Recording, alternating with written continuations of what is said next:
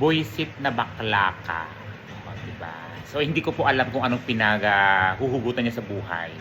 Oo, kasi nag-comment siya sa isa sa mga videos ko na wala naman ako nakitang dapat ikabuwisit. Oo, kasi it's just a funny video lang naman. Ayan. So, madam, pasensya ka na kung nabwisit kita.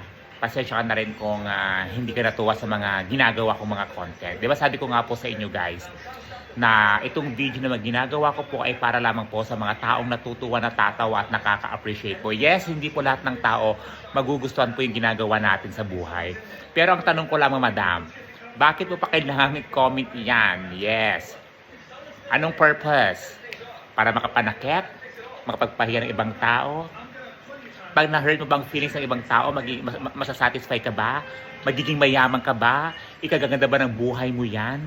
Ikagaganda ba ng iyong pagmumukha yan? Diba? Nung pagka-check ko ng Facebook account mo, nakakaloka ka, madam. O di ikaw na ang pinagpala sa buhay. O diba? So ayun lamang po, kung meron po tayong hindi magandang sasabihin sa ibang tao, wag na po natin sasabihin pa. Diba? Oo, freedom of expression, freedom of speech, social media, o diba? So karapatan mo din naman talaga, madam, na magsabi ng mga ganyang mga bagay. Pero sana, tandaan mo, bilog ang mundo, walang perpektong tao, baka mamaya mas malala pa yung sasabihin sa'yo. Diba? So kung ano man po ang pinagdadaanan mo sa buhay, laban lang, madam. Oo, diba? Basta magtiwala po tayo sa Diyos. Matakot tayo sa Diyos. Matakot tayo sa karma, wag judgmental. Diba? Kaya ayun lang. So pasensya ka na kung naapaka ko yung pagkatao mo. At pasensya na rin kung nabwisit kita.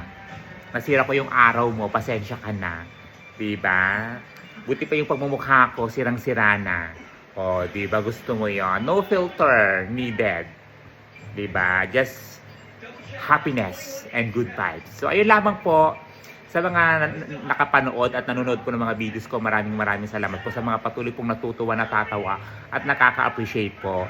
Talagang utang ko po na loob sa inyo yung mga itong bagay dahil sa mga taong sumusuporta po sa akin, mabuhay po kayo at actually ang hilig ko magbasa ng mga comments. Oo. So ito yung isa sa mga pumuko ng aking paningin.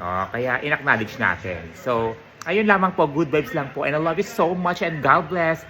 Love, love, love. Diba? Kasi malapit ang Pasko. Ganoon, nakakaloka.